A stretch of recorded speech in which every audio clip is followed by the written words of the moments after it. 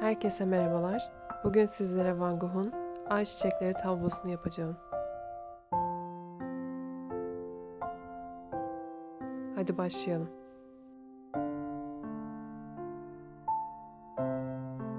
Öncelikle kabaca taslağını yaparak başlıyorum. Bu videoda kullandığım bütün malzemelere açıklama kısmından ulaşabilirsiniz.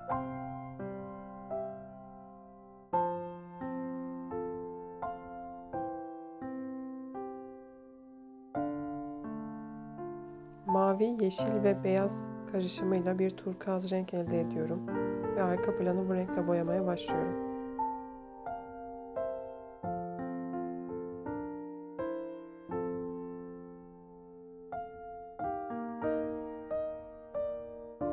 Referans aldığım resmi sol üst köşede görebilirsiniz.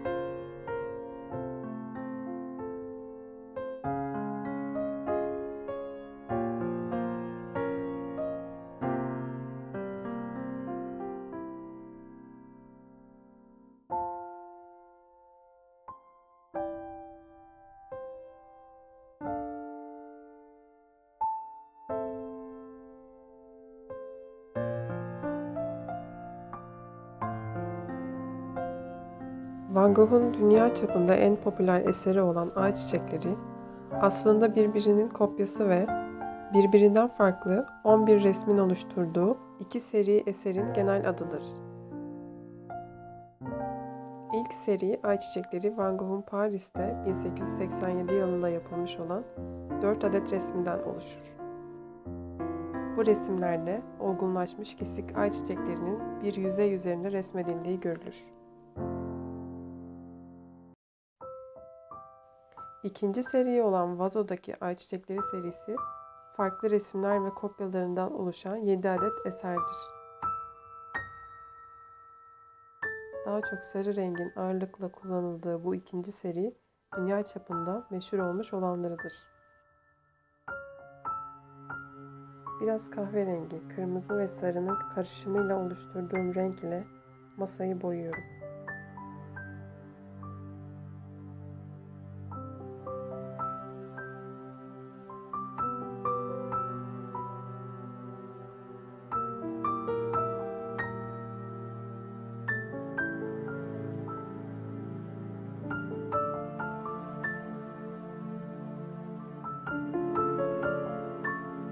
Van Gogh'un eserlerini bir seri halinde yapmayı düşünüyorum. Yapmamı istediğiniz resim varsa bana yorumlarda belirtebilirsiniz.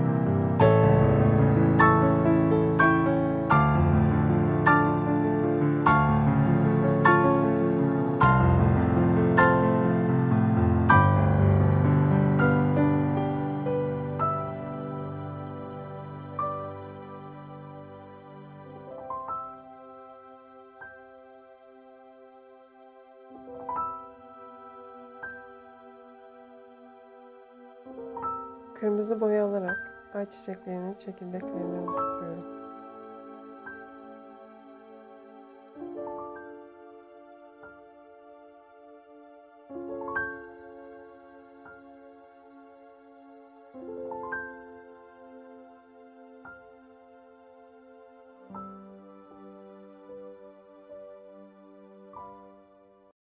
Van Gogh, Paris'te geçirdiği 2 yılın ardından Fransa'daki Arles kasabasına taşınır.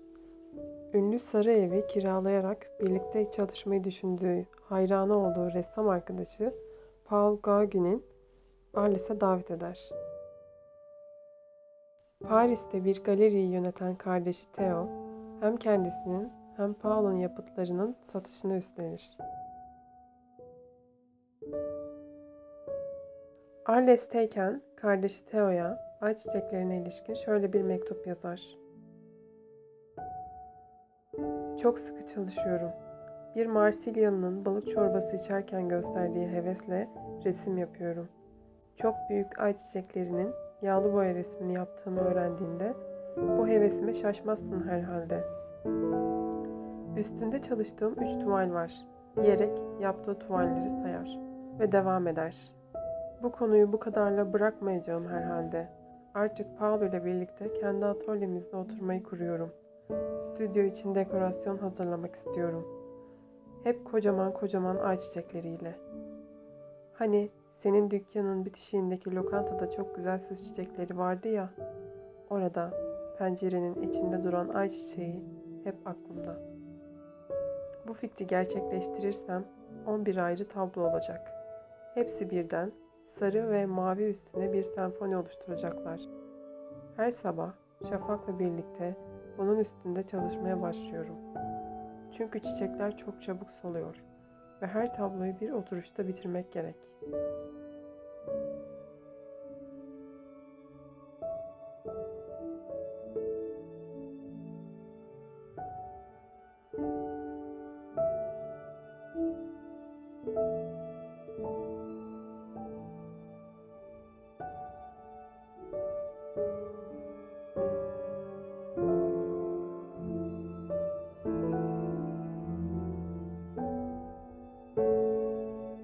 Van Gogh'un saplantılı biçimde bu kadar çok ay çiçeği tablosu üretmiş olmasının birden çok sebebi vardır.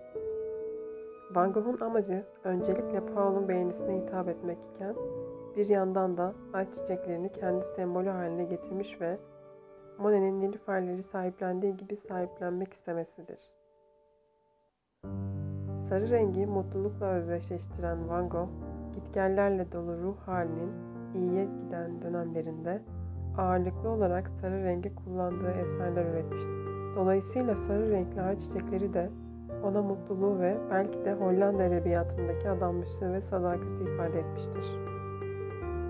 Bu farklı renkler resme bir ahenk katarken aynı zamanda da yaşamın farklı evreleri olan gençlik, olgunluk ve yaşlılığın aynı hayatta birlikte yer aldığını gösterir.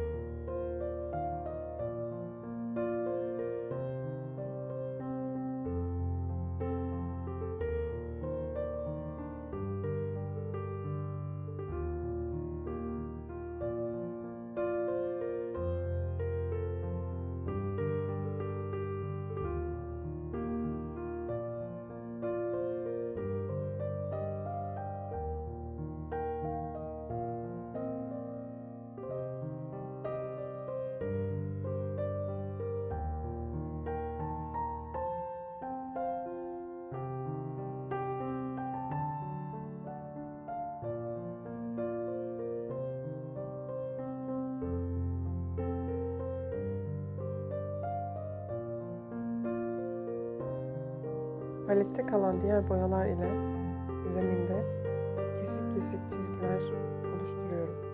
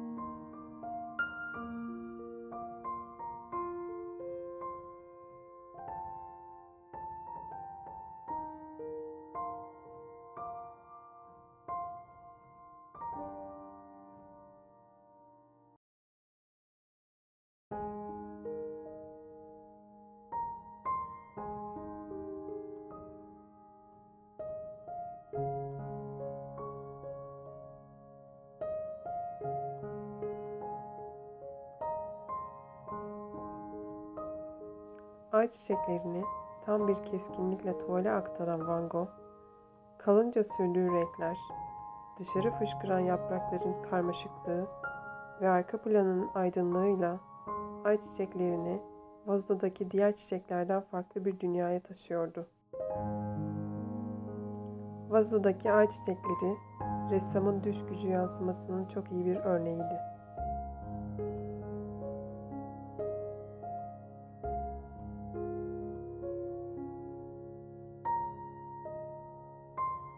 Videoyu beğendiyseniz beğen butonuna tıklamayı ve kanalıma abone olmayı unutmayın.